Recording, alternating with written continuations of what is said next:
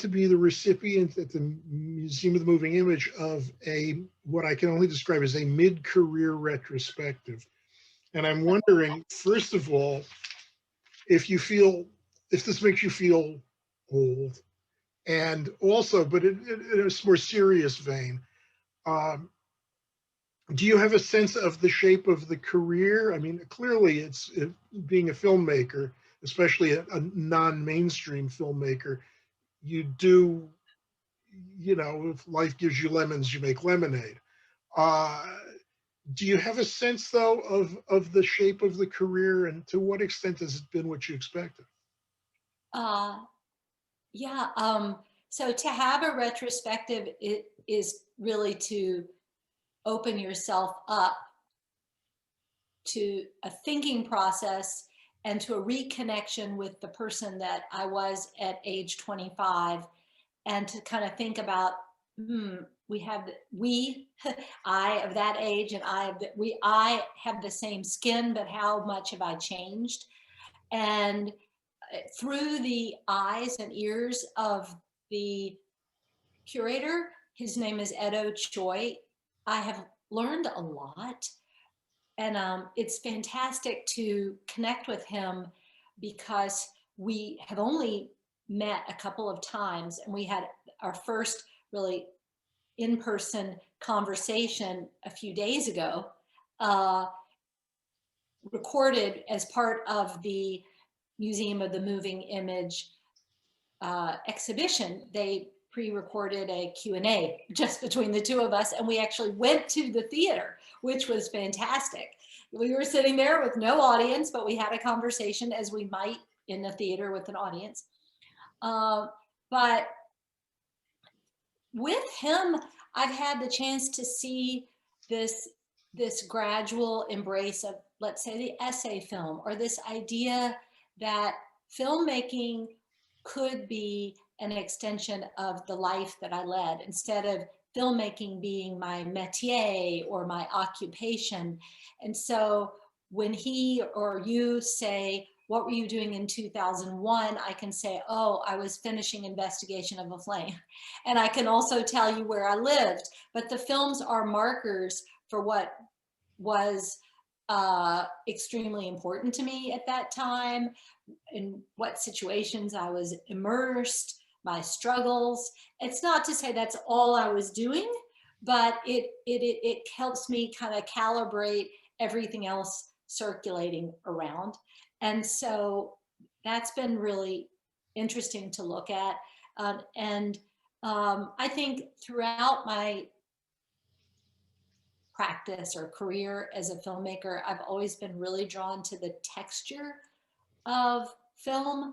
And I think that came from my love of like painting and making things and craft kinds of things, and the kind of the way that fingers touch materials and then things are allowed to change. And maybe that's why you see hands a lot in my films. I'm just keen on the way that hands are an extension of ideas and of a, and during this pandemic, we think about all the tactile experiences that we're missing.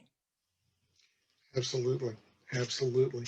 Uh, Golly, there's so many things that I was planning on asking that you've already raised. I hardly know where to move next.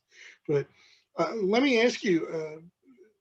This is a little bit out of left field. You are a filmmaker who is, at least until I assumed, until recently, I assume you still are, shooting all the time. And I'm wondering, the sense of place and the importance of place in your work is so palpable. What has it been like during the pandemic, where you don't have access? Gosh, that is so spot on to this life that we're all leading. And I have two things to say about it. During the pandemic, I've tried to shoot, and I've been most compelled to shoot with my 16mm camera. I think because it's the apparatus or the machine that I feel like is the most familiar to me since I've owned that camera since 1987, the same camera. So when I take it, it's so heavy compared to digital cameras today, but I just feel like I'm in some kind of uh, flow with that, with the winding up and with the focusing and everything. So, for example, uh, around May, I went to Queens, to the area that has really been the hardest hit in New York City, a little bit past the most intense time because I wanted to observe it and to see how it was surviving and with my camera, and to see like the slow openings of grocery stores. But at the same time, on that same visit, I saw truly a line that was around a block of people waiting in a food line. And and I was nervous. I was nervous to be around people. So sometimes I would shoot from my car. So there was this distance, like I was speaking earlier about the tactile and how important it is to move my body. Like I don't really like to use zoom lenses at all because I think I need to move my body to be in relationship to whatever's in front of my camera. On the other hand, in response to the idea of place, around the same time, my husband, Mark, who's also a filmmaker, and I drove to Manhattan from Brooklyn, big drive, but we went to Grand Central Station on a weekday morning, and we probably saw 4 people in the whole building. And it was funny, I can say, or because it was beautiful, because it was like an empty sanctuary. It was hallowed. It had light streaming in, as you've seen the famous pictures of light coming in the windows of Grand Central Station. But to see that and then to look down and to see the floor, you know, with shadows of the few people moving around, it was also really spooky. So everything has to do with context, because you could see that image in a Hollywood film and you'd think, oh, they paid to get everybody out of Grand Central Station. Or you could see it as a shot made by a filmmaker during the pandemic in New York City. And if you have that context, then you know that it's the result of a really beleaguered city. Yeah, yeah. Or it could be Minnelli's The Clock, and they built a train station for him. Yeah, that's what I did. Uh, well, it's a shame that they tore that one down. Um,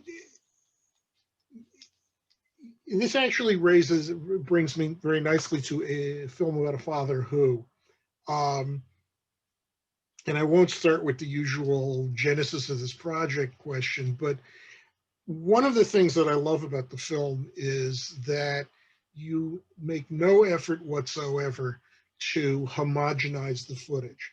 The stuff that was shot on fairly primitive video looks the way it did in 1990. The 16 millimeter is 16 millimeter. The aspect ratios are constantly changing. But most important, I think, to go back to something you said earlier, is the textures, the difference in textures between digital video, old, whatever pre-digital video, analog, I guess, 16, 35, etc. And also, you make no effort to clean up the sound.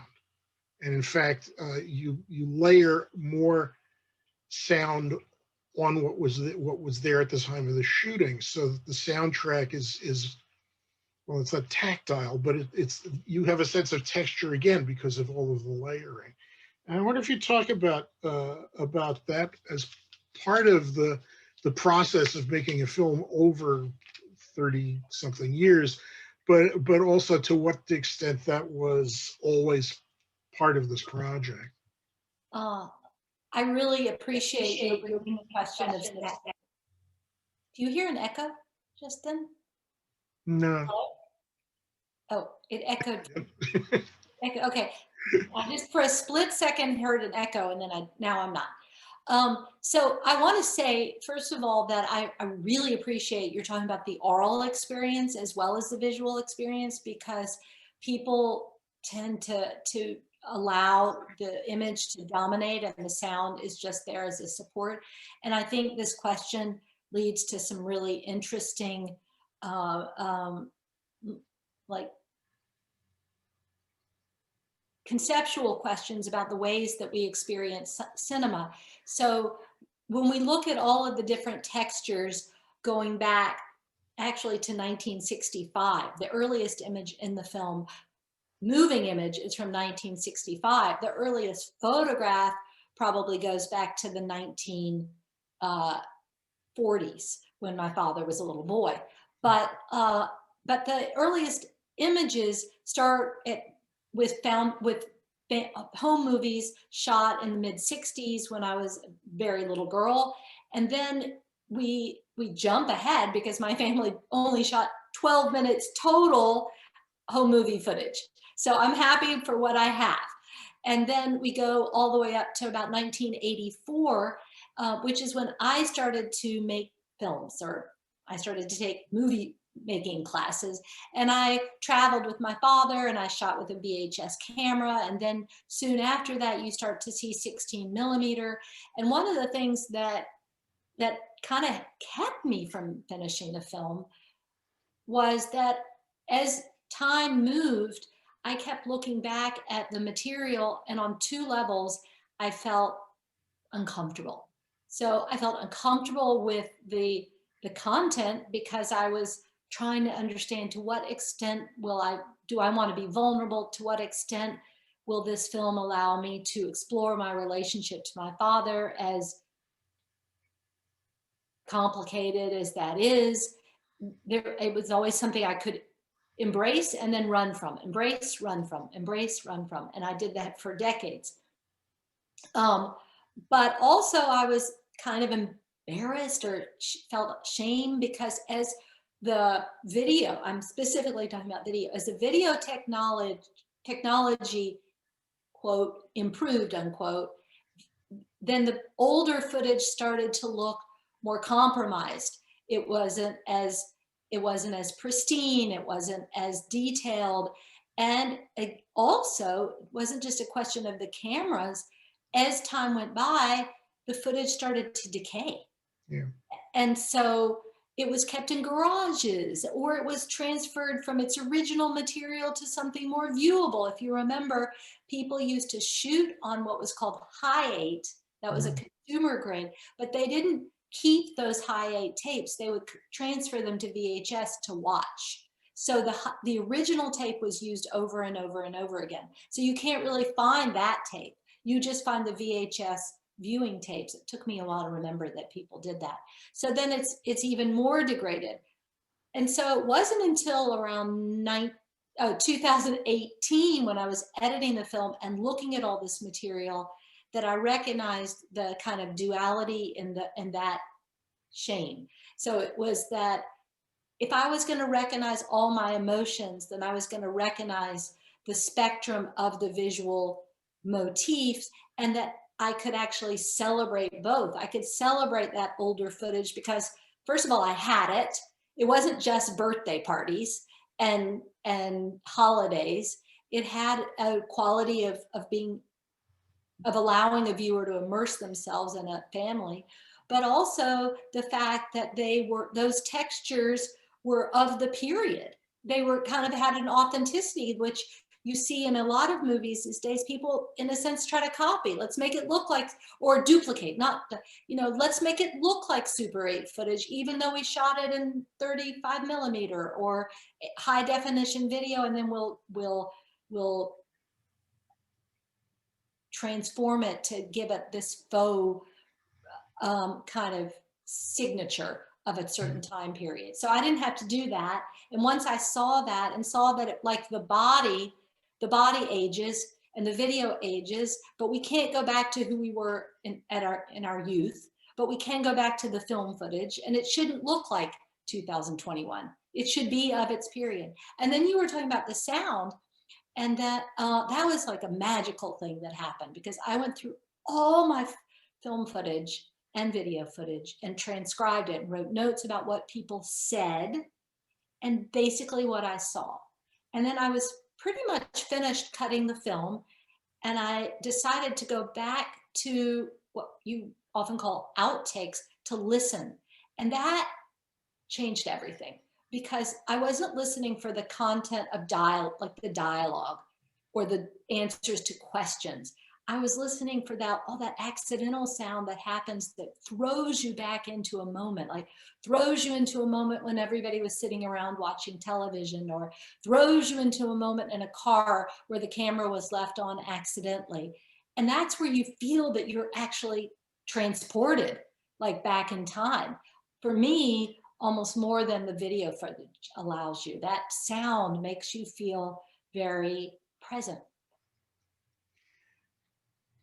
Would you want to be transported back in time? I mean, we haven't talked about the content.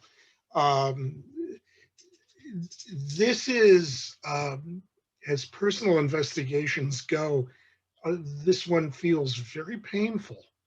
Uh, your father was well, he's still alive, right? Mm-hmm. Yes. He is a very complicated person with numerous non-intersecting lives, as it were. I mean, my first thought the first time I saw the film was it's the Louis Kahn documentary on an epic scale. I mean, even to the extent that his business was, running chains of hotels. So there's even a vaguely architectural, element to his background, except, of course, that his lives do intersect rather more than Khan's did. Well, it's interesting that, oh, I'm sorry. No, I was just saying it's an astonishingly complicated family's constellation. Well, while about a year and a half before I finished the film, I went to visit Alan Berliner, and he watched my film, and he's actually a dear friend and from the film community, but he also made his film about his father called Nobody's Business. And he brought up Louis Kahn's movie, the movie about Louis Kahn, right away. What is the name? My Architect. He brought up My Architect right away because he said, neither my father nor your father is this elevated personality in American culture. You know, he's not Linus Pauling. He's not, someone who did all these incredible things bigger than life and also as a dad. Or Paul, like I wasn't trying to do an expose of the real story behind the man you always knew, because both Alan and I recognized that we were making films about relationships between a child and a parent, and the curiosity and the need that you have to know who you are in relationship to one of the two people from which you were born, you came from. And so that actually was kind of an opening to me to say that I was most definitely not making your traditional character-driven documentary, even though my dad is a kind of like what people would call a character, because I didn't want people to leave the film saying, okay, I finished that movie on Ira Sachs and I could write a little biography about him because I saw Lynne's feature film about her dad. No, I wanted people to leave to say, okay, I learned enough about this father and his children, and how they are all reckoning with being his progeny, and how one child sees the father and another sees him in a different way, and how those can jibe or be in conflict. And that's often how families work, because one child born at a certain time has a very different experience from another. And so that's the resonance I was looking for in this movie. And also I have quite a few friends who've had problems with their dads, and they don't talk to them anymore at all. I mean, the best they could do was say, this is over. And that's part of my maturation. I'm moving out of being child to just being human being. But I didn't want to do that because I also cherished a lot of wonderful and loving aspects to my own relationship with my father, and that I wanted to examine all of those aspects. So in fact, that by finishing this film, I could go on to the next part of my life. And that it needed to happen. I needed to finish it. And there were years when I didn't work on it at all because I also needed to forget I was working on it. Or not, I didn't forget, but I needed to shift away. I think also having my own daughters allowed me to see what a parent could be and how maybe I would mirror things with like in what I've seen in my dad, a kind of playfulness and adventurousness, but also do other things in a very different way.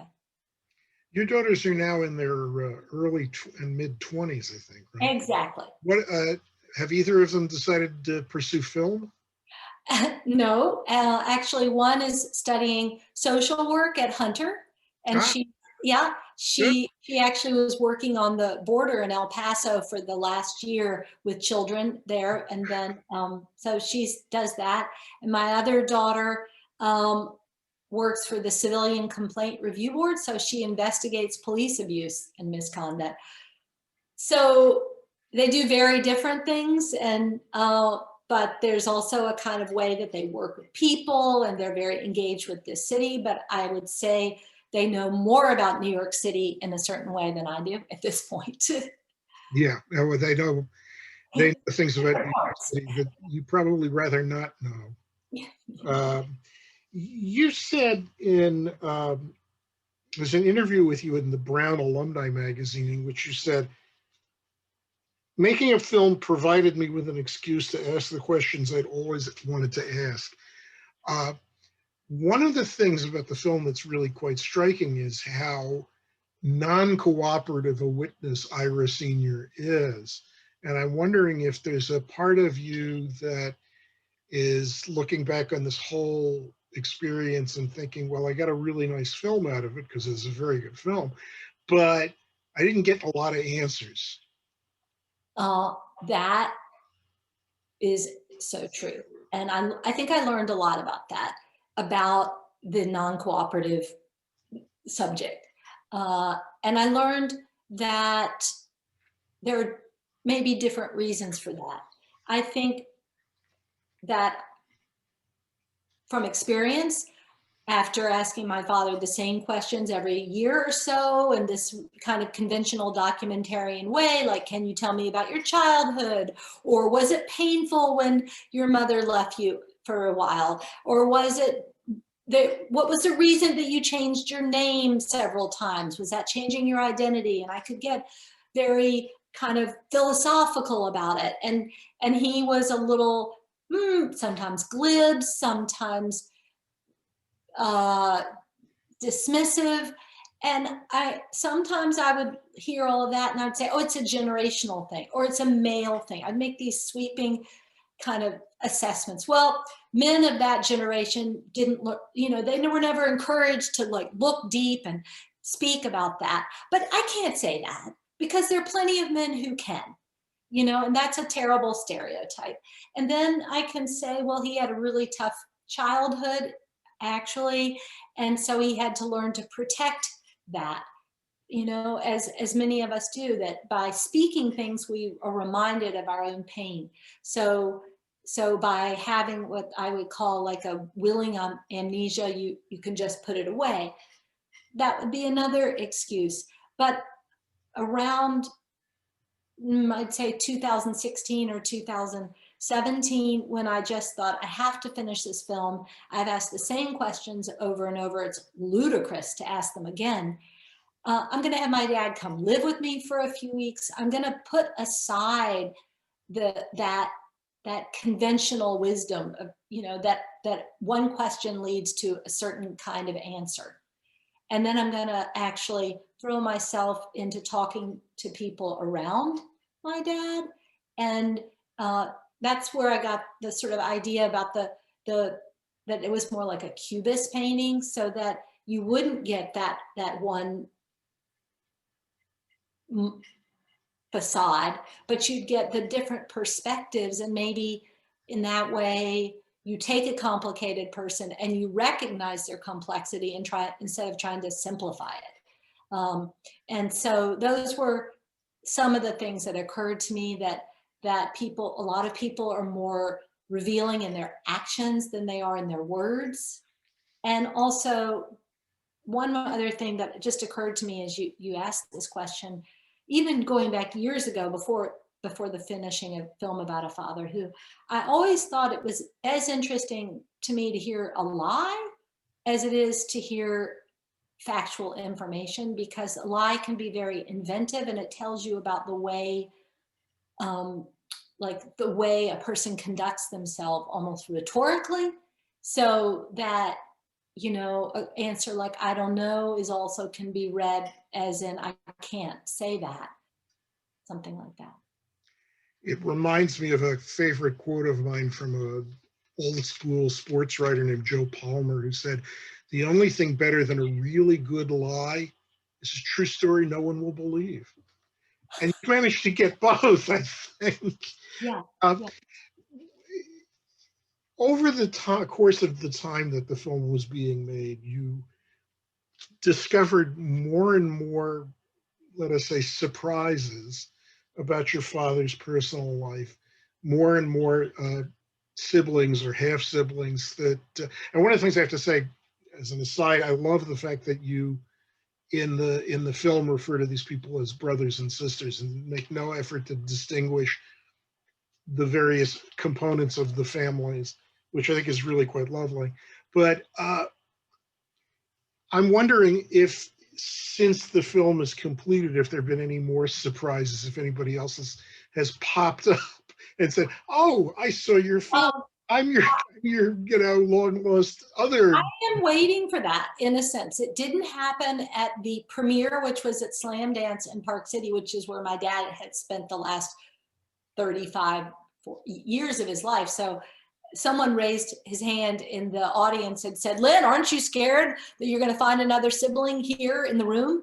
And so that has not happened yet, but very interesting conversations have followed the that premiere, and the film has shown in, you know, quite a few festivals. And I've gotten a lot of emails from people, men and women, emails, and from people I didn't know at all, and also from people I do know or maybe sort of know, about their relationships to a parent, you know, about the film actually giving them the chance to rethink how they might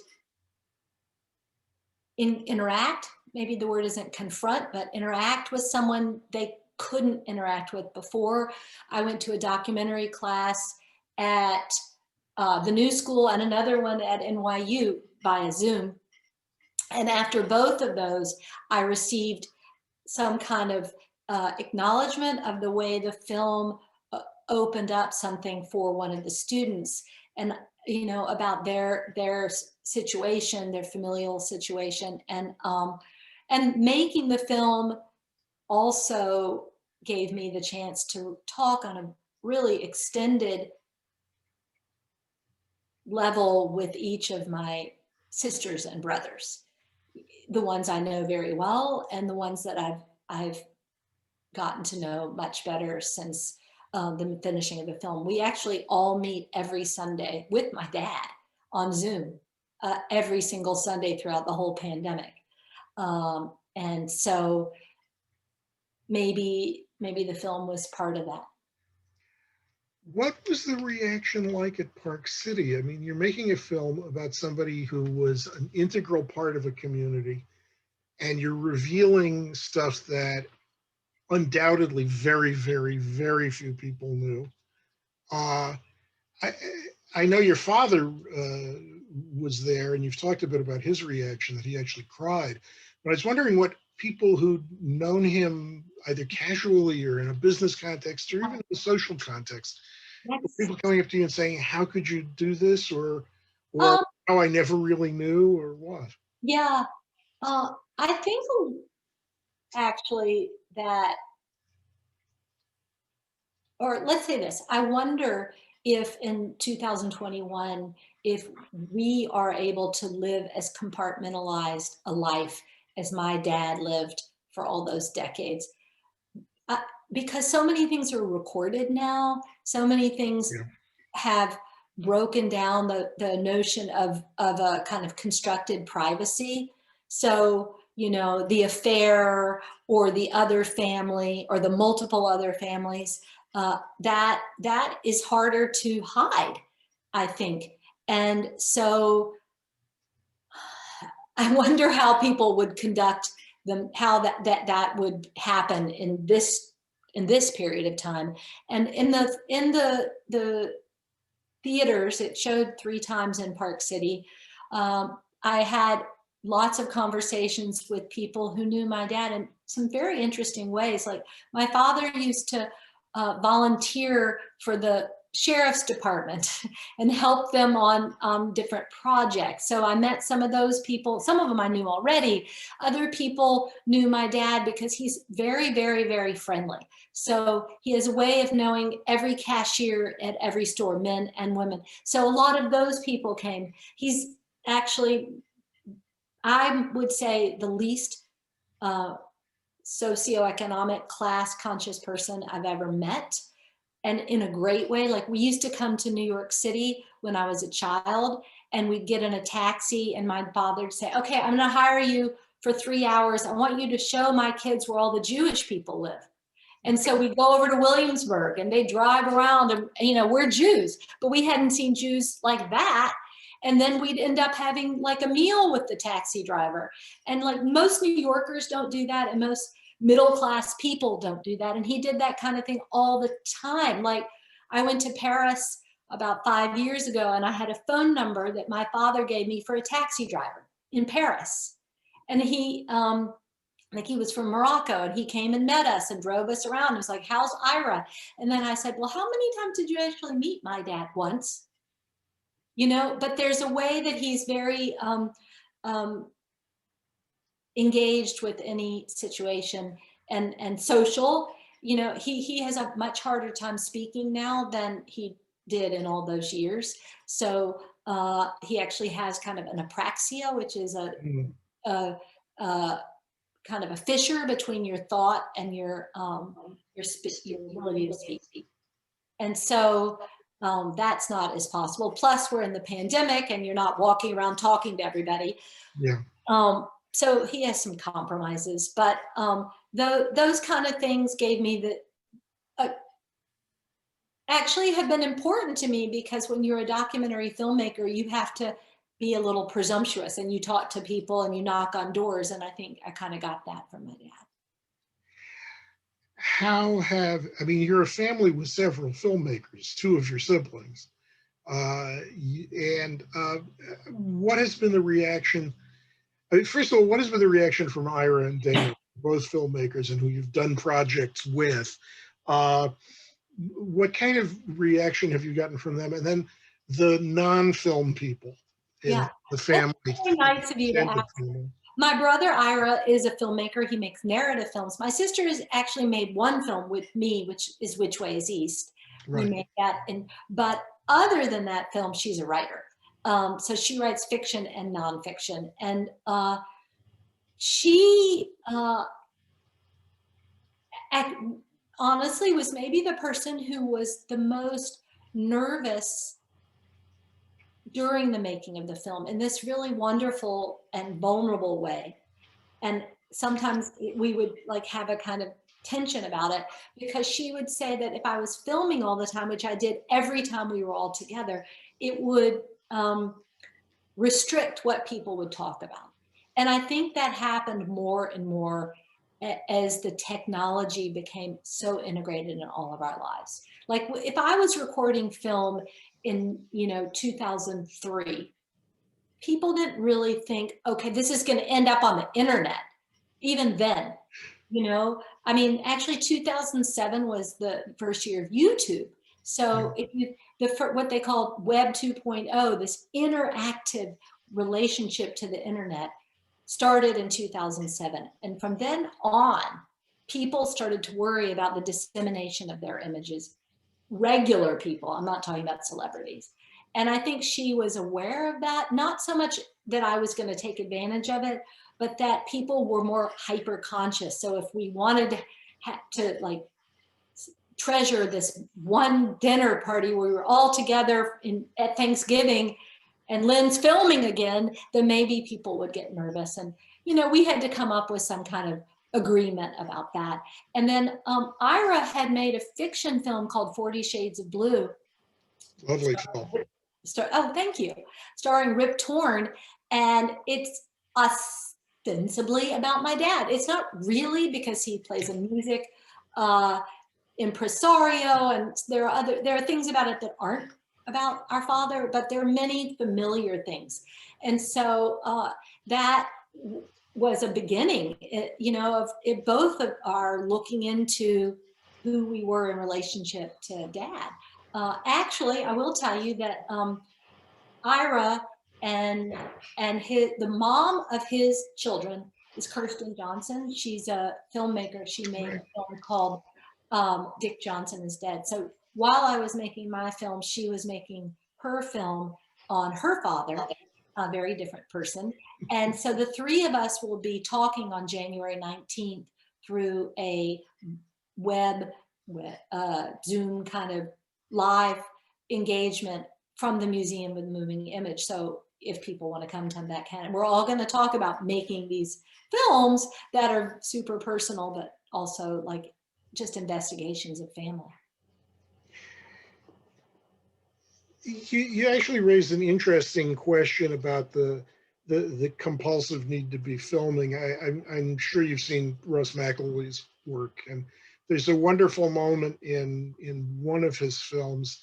It's not Sherman's March, it's one of the ones immediately after, where his friend Charlene says, "You cannot live through the camera. Put your camera down and live your life. Are you going to film your wedding?" I mean, you know. And I was wondering if there's a point at which, when you're making non-traditional documentary in which you are an active participant, if there is a point at which you find yourself saying, "Geez, I'm not really enjoying this birthday party because I'm busy working." Well, I just want to tell you that you brought up one of my favorite people in film, Charlene. Oh, absolutely. Charlene, you know, Ross McElroy, fine. Yeah, he makes good films. I agree with you. But Charlene, who introduced him and in some ways the world to a kind of passion for poetry, she's the poetry teacher, right? I think. Right. Yeah. Yeah, she is so vivacious, so unpretentious but erudite. I just adore her. And I think when she says things like that, it's very kind of like liberating uh,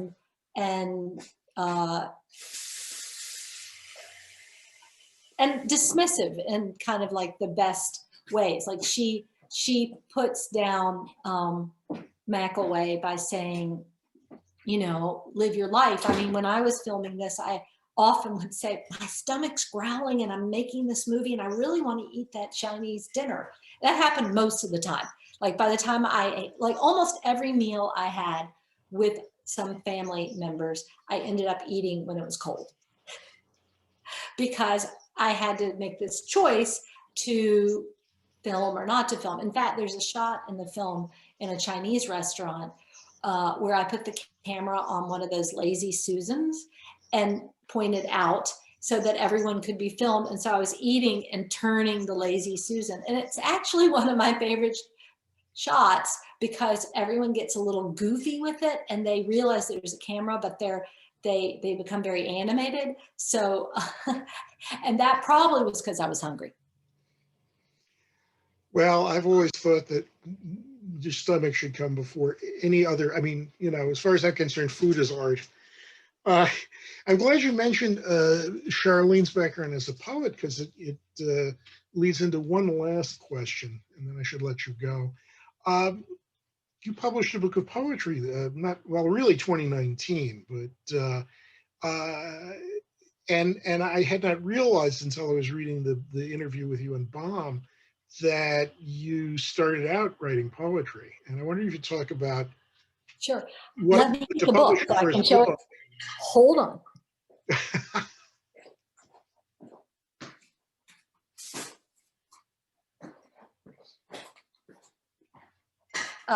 Just showing it to you, and I will send you a copy if you send Oh, me your please. address. Yeah. I Um, I would be happy to. I've been dying to read it since I found out about it. yeah. What talk about publishing your first book of poetry. Will there be further ones? I hope. Yeah, this is my How does first. it fit with the? You've said that this is very much part of the filmmaking process. Yeah. So most of the writing that I do for my films actually comes out like a poem. Like if you look at The House of Science, even film about a father who, when I was making it and I was trying to write the narration, actually I was at Yaddo, that's a artist. They don't use the word colony anymore, That's right. That's right. but I was there specifically to write uh, the the voiceover for this film, and I really had a hard time writing, like kind of confessional prose. So I actually spoke it a little bit more like poetry. But this book I wrote while I was making Tip of My Tongue, or actually I started it before that film because I was really interested in the intersection between uh, large public events you can't control and like your sort of intimate internal response. So I wrote a poem for every year. And actually, I'm very interested in how people are looking at this pandemic now, and how this thing that for the first time in my life, every single person in this whole, on the globe is experiencing somehow. Yeah. um, you have to face it unless you live on an island in the middle of the Pacific, maybe. And even then you're facing it because if you wanted to travel, you would be a little hesitant. Um, yeah, if you look back at your childhood, most of us didn't hold a camera before we were writing. Well, some people now probably it's the opposite, but in those days I didn't have a camera right away, and I'm kind of glad that I didn't. I did a lot of drawing and writing, like writing little stories about witches and things like that, and so it's always been a part of me. But I kept writing poems, but I didn't you see it as something that I did publicly until this book when Tender Buttons Press published it. And um, so maybe that was freeing also. For example, if I go to events, let's say at the Poetry Project, at the Judson Church, or not just Judson, but at St. Mark's Church. And if I go with some friends from this press and they'll know who everybody is and I don't, it's kind of good. Like I'm not like, oh, I can't believe that person's here, or he didn't talk to me. I'm kind of like free from that bother. Yeah. And but I've liked connecting with the poetry community a lot. And like I just went to the poetry marathon, that they do a 24-hour marathon, and I've been now 3 times, and I recognize more and more of the poets, and it's quite exciting and kind of like something I appreciate. There's actually been a long relationship between experimental filmmakers and poets, because experimental filmmakers like break the syntax of narrative film, and poets break syntax of standard, what you would call grammar. And you also have, as Sidney points out in his history of experimental film, you have that whole Baudelarian school of avant-garde filmmakers who are very much enthralled to French symbolism. I'm so impressed that you've read visionary filmmaking. I won't lie, it's not the film area I'm the most comfortable Yeah, in. yeah, yeah. I feel enormously obliged to acknowledge it. Yeah, and the fact that he wrote about Maya Deren, he wrote about Marie Menken, and he allowed them to to be part of the canon, not very many women, but some.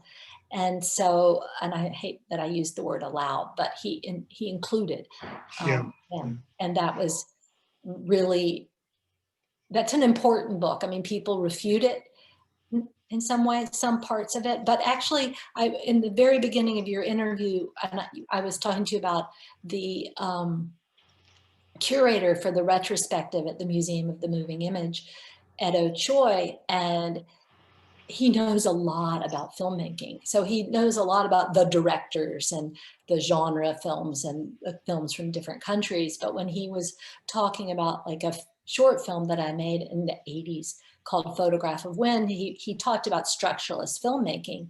And that's like a direct line to P. Adam Sidney.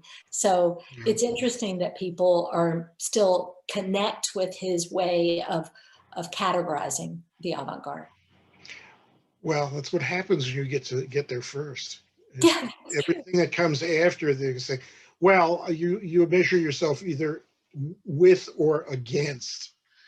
I mean, it's the same way as it is for people with my generation and my bent, with Andrew Saris and the Cahiers people. You know, it's like you're either with us or against us. Well, thank you so much for the films and for your time this morning. I'm so glad we reconnected. Absolutely. Although we haven't been disconnected because you always send out your spring search. And then the fall one. And Well, the fall one, yes. doing it a little differently from now on, since Jewish Week is virtually defunct, and I stopped writing for them back in March, which had nothing to do with the pandemic. It was just an accident of timing. But the blog will be, you know, well, it won't be 24/7, although the way I'm sleeping lately, it could. But everybody's having sleeping problems, right? yeah. Oh, let's not even go there.